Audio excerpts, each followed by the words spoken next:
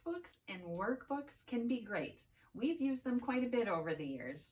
But isn't it fun to come up with creative ways and activities to get your kids out of the books sometimes and just get more engaged in their subject areas? Well, my kids and I came up with a number of our favorites, and in fact so many that instead of doing just one video on this topic, I'll be doing 3. I'll give you 4 different ideas per video. So enjoy!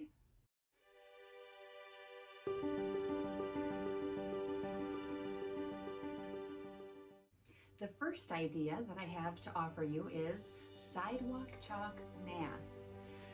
All you need is a decent day outside, so probably not in the snow, but you need a driveway, or it could be a sidewalk, whichever, and you need some chalk. And get out there in your driveway and just make your math problems. And this is super flexible depending on the age and skill level of your kids. It can be, for the younger kids, just single-digit math. It could be 4 plus 4 that you write on your driveway in chalk. And then you just make a bunch of problems all around the driveway, or you could do it in different colors. You could do addition, subtraction for the little bit older kids, multiplication or division. I've done this so many times over the years, and it's just a fun way to get outside and just do something a little bit different. So that is one idea. Another idea I have a visual aid for.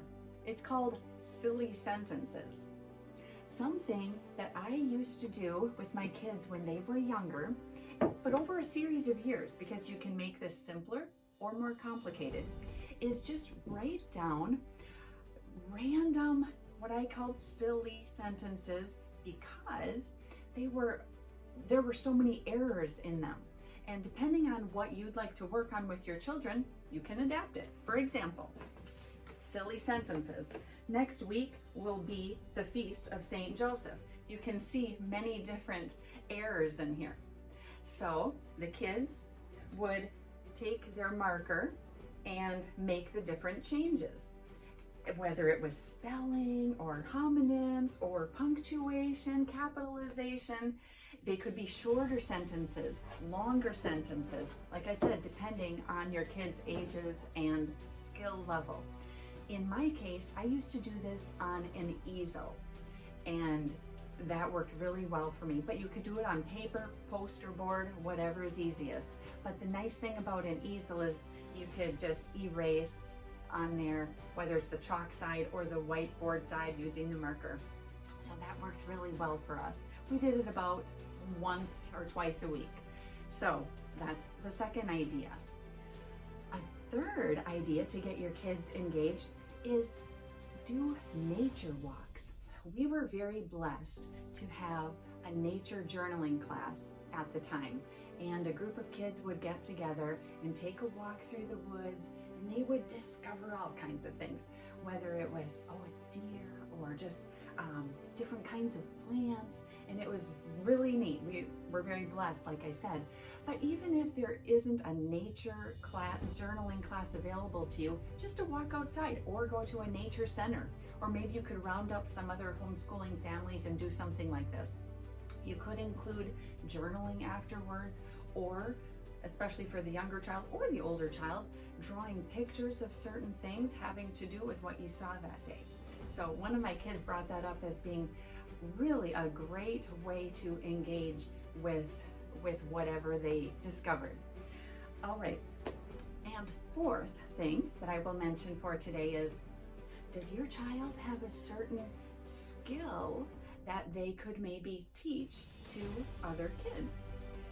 We are blessed to have a number of homeschooling families that we do a number of activities with, and so what we have done over the years is look to see if there were any other children, and sometimes we would specify certain age or grade groups that my daughters could teach things to.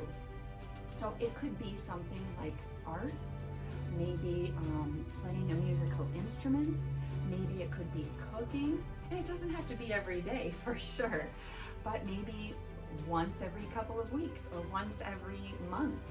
And have some kids come, parents can stay too, if they want to, and just have your child teach that skill. One year, one of my daughters did a crochet corner. Another year it was sewing circle. So this has worked really well, and it helped not only the other children to learn these skills, but it helped my own daughter to help reinforce those skills and just kind of get a little taste of what it's like to teach. So I hope these 4 ideas will help you to maybe think of and adapt some to your own family in ways that it can help you and your children. Mary, Queen of Heaven, pray for us. Saint Elizabeth, pray for us.